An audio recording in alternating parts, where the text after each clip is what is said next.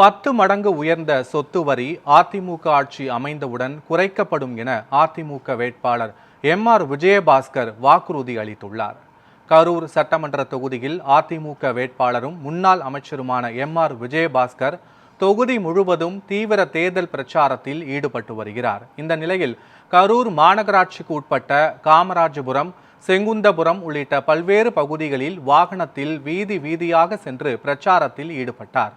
அப்போது பேசிய அவர், கடந்த ஆட்சியில் மின்சார கட்டணம் பல மடங்கு உயர்ந்துவிட்டது என்றார். மேலும் கரூர் மாநகராட்சியாக தரம் உயர்த்தியதாக பெருமை பேசுவதாகவும், ஆனால் கரூர் மாநகராட்சியாக உயர்த்தப்பட்டதால் வரிகள்தான் உயர்ந்துள்ளது என்றும் கூறினார். இந்த பிரச்சாரத்தில் அதிமுக, பாஜக உள்ளிட்ட கூட்டணி கட்சி நிர்வாகிகள் பலர் உடன் இருந்தனர்.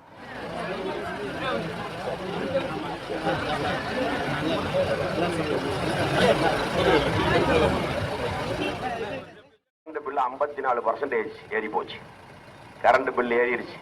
கிராமத்துல இது மாநகராட்சி ஆக்கிட்டோம்னு நம்ம ஊர் எம்எல்ஏ பெருமை பேசிக்கிட்டு இருக்காரு. மாநகராட்சி ஆகி வரி என்ன ஆச்சுன்னு தெரியுமா? வரி கூடி போச்சு.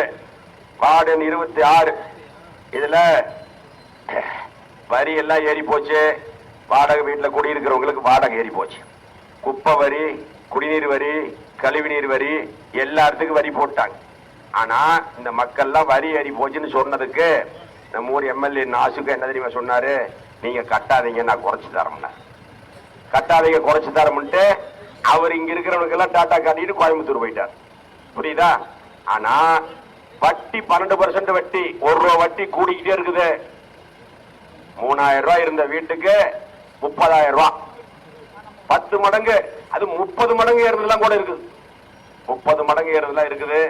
அதனால மீண்டும் அம்மாவுடைய ஆட்சி வந்தால் இந்த வரி உயர்வு குறைக்கப்படும். வீட்டு வரி, தொழில் வரிக்கான கட்டடங்களுக்கான வரி உயர்வு கண்டிப்பாக முதலமைச்சருடைய கவனத்திற்கு எடுத்து சென்று குறைக்கப்படும்.